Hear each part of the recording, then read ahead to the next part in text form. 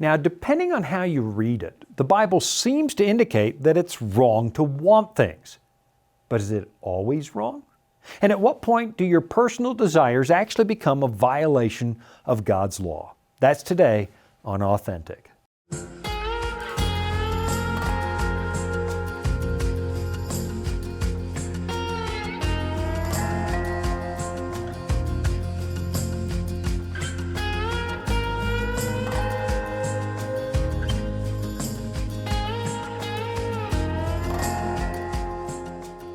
You know, some days I really find myself with a little bit of a conflict on my hands.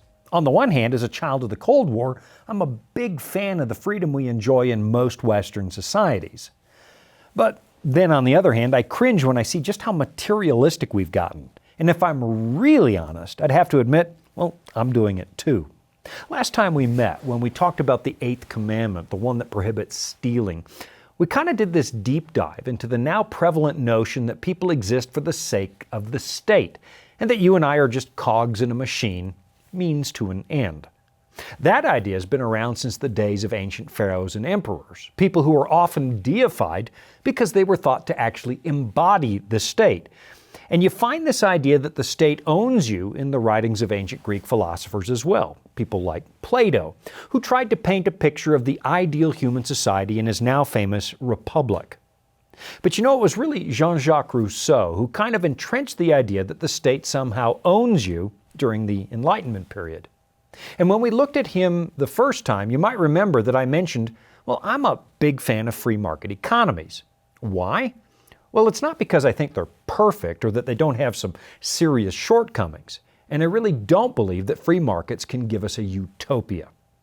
I mean, human attempts at creating some kind of paradise almost always end in complete disaster or even death, because they're built on the idea that human beings would suddenly become entirely good and righteous if you could just place them in the right environment. It's a way of thinking about the world that ignores the problem in our human makeup, a flaw that the Bible describes as sin. So why would I lean toward free market economies? Well, it's not because they have the potential to eliminate all human suffering. It's because it's a system that's just a little more honest about our sinful human nature. You and I are unavoidably self-interested. When Western civilization moved away from the feudal system and from monarchy, and we started to build self-governed republics instead, what we were really doing was putting up fences around our tendency to serve self first. In theory, a free market economy is a system that sets you free to spend your life the way that you want, as long as your choices don't interfere with someone else's right to do exactly the same thing. Now, I should probably explain this just a little more carefully because so many people have this unfortunate tendency to see everything in black and white. And if somebody doesn't agree with us completely on every last point, then we start to think that they must be evil. So I know there will be some people who say, well, Shawn, if you favor that kind of freedom, that means you think greed is good. And of course, I don't. I think greed is a terrible way to live, and I completely agree with Jesus' warning about the materialistic worldview. Take care, he said, and be on your guard against all covetousness, for one's life does not consist in the abundance of his possessions. You know, to be perfectly honest, I'm really kind of disturbed by the way that so much of Western Christianity has adopted a prosperity gospel. This idea that if you really, really love God, you're always going to be successful and rich. And I hate that because, well, it's a perversion of the Christian gospel. But all that aside, I still value what we have here in the West because so far, historically speaking, this is the very best we've been able to do. And it is a system that has lifted more people out of poverty than anything else we've ever tried. I mean, if you and I were living 400 years ago, I'd probably be living in a hut on a rich man's property somewhere in Western Europe, and there'd be no chance I'd have access to an education because, well, that wouldn't be my assigned station in life. I'd just be a serf. Market economies just seem to be a more honest way for us to deal with the problems that come from being sinful. It's a system that admits we're essentially selfish, and it tries to mitigate the damage we're allowed to cause. And again, that doesn't mean the system isn't problematic, because it really is. A lot of bad things happen when the almighty dollar becomes the god of your society. But when you consider the alternative, where the state becomes your god, and you are a slave to that state, well, that's even worse. And I know there are people who will say that working for a wage is a form of oppression, but there is a big difference. I mean, you can always quit your job. It might lead to hardship and it might not be practical, but you still can choose to do it, as opposed to the people who suffered in the Russian gulags for having the wrong opinion. And it's on this point that I find myself at least a little bit conflicted. I do value the system I live in because it leaves me with a modicum of intellectual and religious liberty. And right now I see concerning trends that are clearly moving in the wrong direction. But for the moment, you and I still have a great deal of freedom. So that's the upside. But then at the same time, I've got to admit that it's a system that can promote an ungodly attitude that's radically at odds with the principles found in the 10th commandment. And just in case you're a little bit rusty on what the 10th commandment actually says, let's just read it. It says, "You shall not covet your neighbor's house. You shall not covet your neighbor's wife, or his male servant, or his female servant, or his ox, or his donkey, or anything that is your neighbor's." So let's think this through. On the one hand, it's perfectly fine to want a better life, and it's fine to try to provide something better for your family. In fact, Paul even tells us in 1 Timothy chapter 5, "But if anyone does not provide for his relatives, and especially for members of his household, he has denied the faith and is worse than an unbeliever." So that tells me there's nothing wrong with wanting things like a comfortable home or decent food or good clothing. Those are good things. And you'll notice that back in the 4th commandment, 6 of the 7 days each week are actually dedicated to working so that you can get those kinds of things for you and your family. But at the same time, God draws a definite line in the sand and says, if you cross this line, your natural desire to want things becomes a sin. That I would call the envy line. And you cross it when you go past the things you should want to the things that you shouldn't want, or to things that don't really and cannot really belong to you. If you think about it, the 10th commandment is kind of a kissing cousin to the 8th commandment, because coveting stuff that doesn't belong to you and shouldn't belong to you is the first step toward taking it. You're mentally setting the table to become a thief. And I think that's one of the key problems we've developed in our present economic environment. A lot of it is based on generating dissatisfaction. Advertisers sell things by generating a desire to buy them. And to a certain extent, there's really nothing wrong with that. I mean, people need refrigerators, and if you're in the refrigerator business, you're going to expend effort convincing people to buy your product. That makes sense. But then in a lot of ways, because we're sinful, we're going way past basic salesmanship into generating desires that might not be appropriate. Of course, there's nothing wrong if you can afford it with getting something a little bit nicer. But when we create desire among people who can't afford what we're selling to the point where they're willing to accumulate debt just to own that thing, well, that becomes a problem. Haven't you noticed that all your neighbors have a bass boat? Don't you think you deserve a bass boat? Well, maybe not. Not if I'm struggling to feed my kids. I'll be right back after this. Here at the Voice of Prophecy, we're committed to creating top-quality programming for the whole family, like our audio adventure series, Discovery Mountain. Discovery Mountain is a Bible-based program for kids of all ages and backgrounds. Your family will enjoy the faith-building stories from this small mountain summer camp and town. With 24 seasonal episodes every year and fresh content every week, there's always a new adventure just on the horizon. It's pretty hard to escape a culture of perpetual dissatisfaction, which is kind of what we've got here in the Western world. Now again, I'm not saying I want a different system, because I really don't. I'd rather be free than go back to having the state micromanage everybody. And of course, that means that if there's a problem with coveting, the problem really lies with me. And that would be true for any of the 10 commandments, because if you have to force somebody to keep those commandments against their will, well, they're not really keeping them. You can only keep them by choice, or they don't really have a whole lot of moral value. I think Jesus actually demonstrated this with the way He broadened our understanding of God's moral law. Let's say that everybody in society finally gets sick and tired of adultery. They hate the way that it damages families and violates trust. So we pass some really harsh laws to make it stop. And because this is just a thought experiment, let's make the penalty really bad. Let's make the penalty for adultery really serious. You get the death penalty for cheating on your spouse. And to make it even less tempting to break the commandment, let's say it's not even a neat and tidy execution. It's old school, in the town square on the first Wednesday of every month, and it's going to be really hard to watch. It'll be a public stoning or burning at the stake or something really, really awful. And to make sure we catch the people committing adultery, there's a $1 million cash reward for telling on your neighbors. Now, under those kinds of circumstances, the number of people committing adultery would suddenly plummet. But did it solve the basic problem? The answer is, well, no, not if you consider the way Jesus explains it in Matthew chapter 5. You have heard, Jesus said, that it was said, "You shall not commit adultery." But I say to you that everyone who looks at a woman with lustful intent has already committed adultery with her in his heart.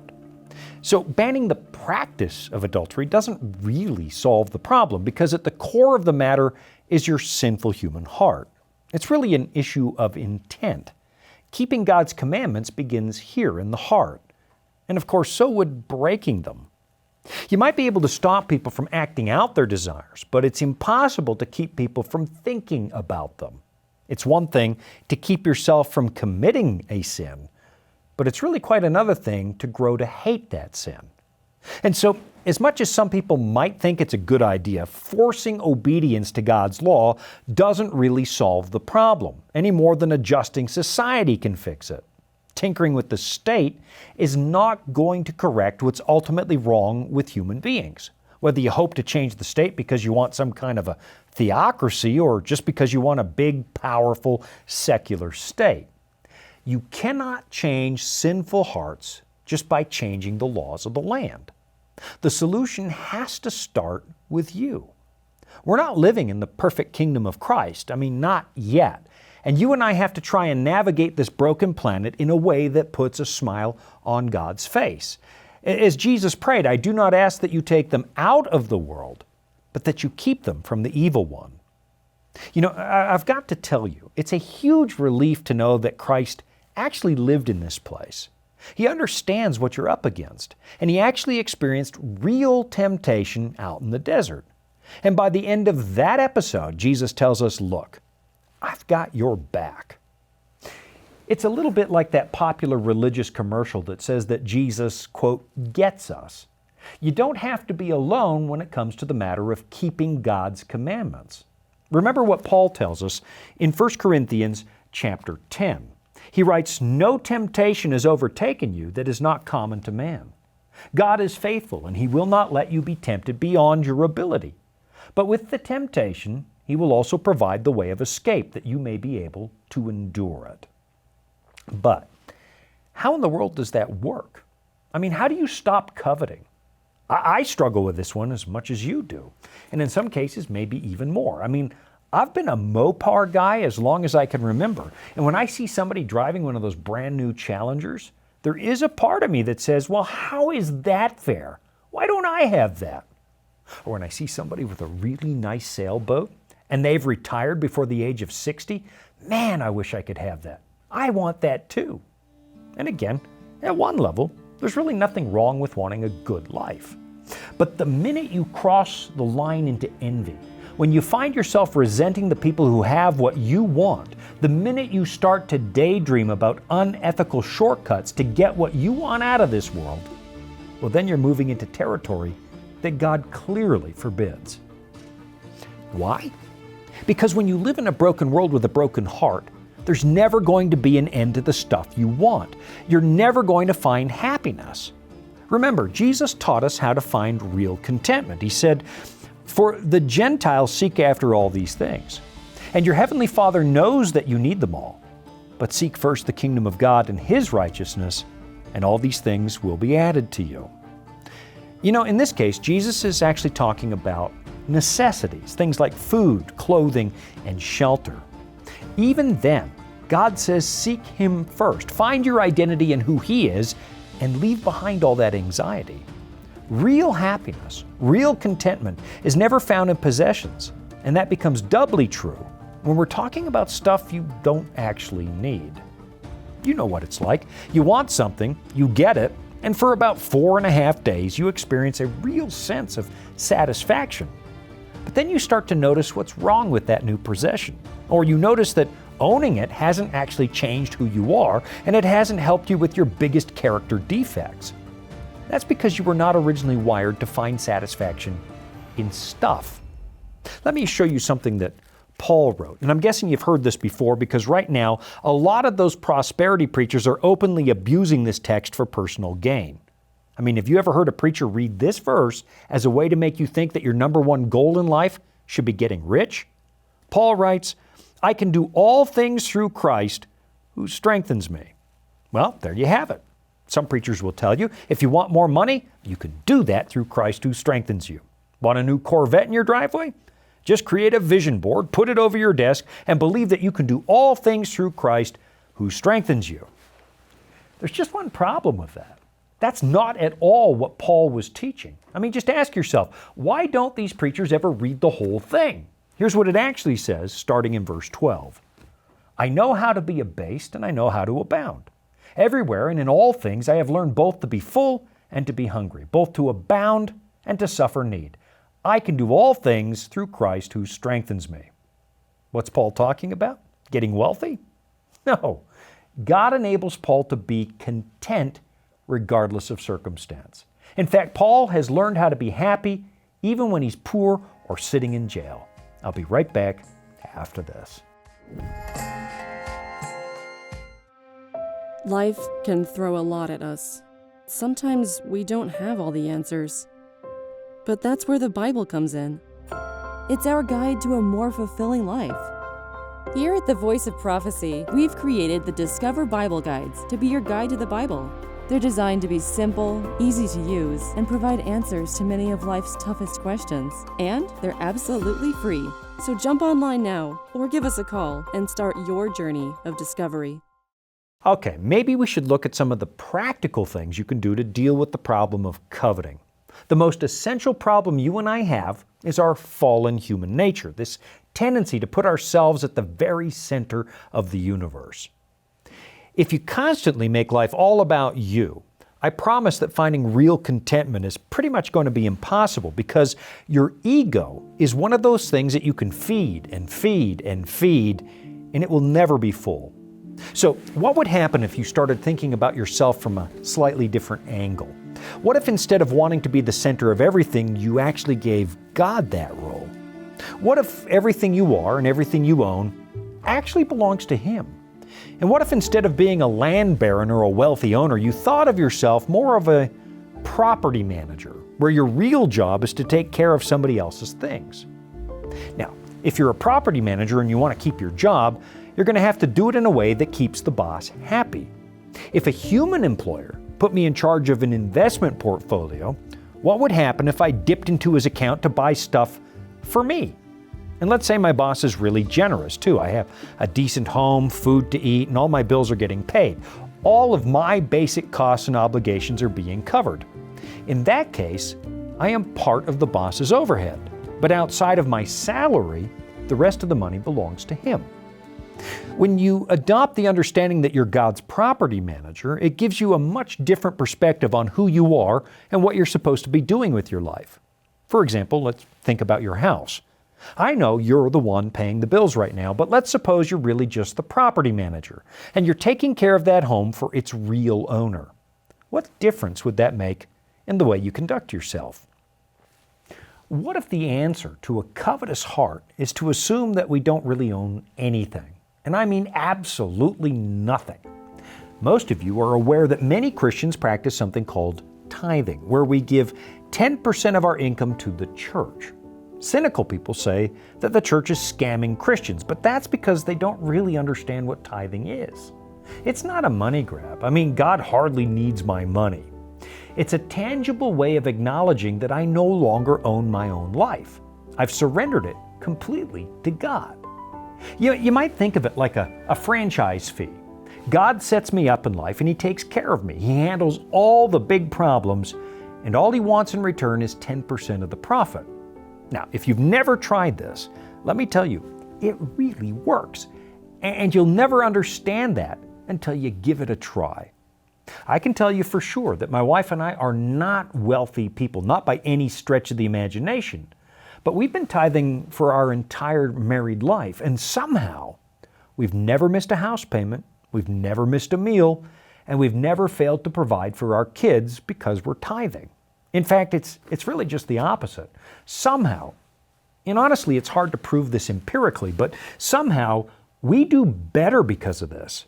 Somehow, 90% of your income in a relationship with God ends up being a whole lot more money than 100% without Him.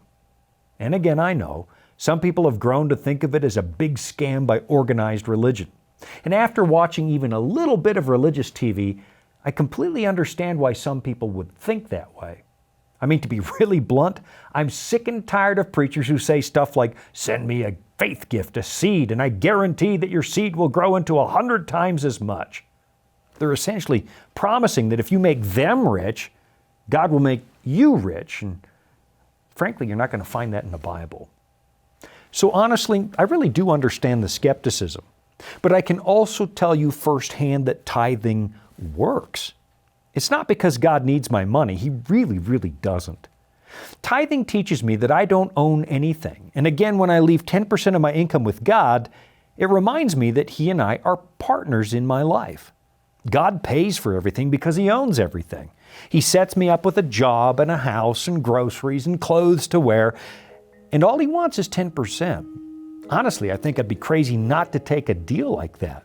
I mean, imagine that you're going into business and you're going to open a widget factory, but you're penniless. You have no capital. So along comes an angel investor who says, "Look, I'll build the factory and I'll buy the office equipment and I'll give you a company car. And all I want in return, 10%. My first reaction would be, "Don't you mean 90%? Because after all, you're the one absorbing all of the risk." So maybe try thinking about your life from that perspective. I can assure you, if you assume that you're managing somebody else's stuff, you're not going to buy things you don't need. And you're going to be careful with what you do have. If the boss gives you a car, all you really need is something reliable and cost-effective. In that case, I don't need a Lambo. When you become a steward or a property manager, you don't find fulfillment in luxury. You find fulfillment in responding to the trust that investor's placed in you. So now let's take that thought experiment back to the real world. God is my angel investor, and I've come to the realization that we're in this together. I'm finding genuine fulfillment in the only place anybody can actually find it, in a meaningful relationship with the God who made us. I'll be right back after this. Dragons, beasts, cryptic statues. Bible prophecy can be incredibly vivid and confusing. If you've ever read Daniel or Revelation and come away scratching your head, you're not alone. Our free Focus on Prophecy guides are designed to help you unlock the mysteries of the Bible and deepen your understanding of God's plan for you and our world. Study online or request them by mail and start bringing prophecy into focus today. Just before the break, I was talking about tithing and the way it can serve as a bit of a remedy for the problem of greed. If I start to think of myself as the head butler or a steward in God's house, suddenly the need to accumulate more things kind of just evaporates. It doesn't seem important. I mean, here's this all-important, all-knowing being who trusts me with His stuff. And you know, I think that might actually be the root of the problem when it comes to the 10th commandment. You and I have broken trust with the God of the universe, the Creator. Back in Eden, we decided that we really can't trust Him. And once that all-important trust relationship was damaged, well, we tried to find meaning for ourselves our own way.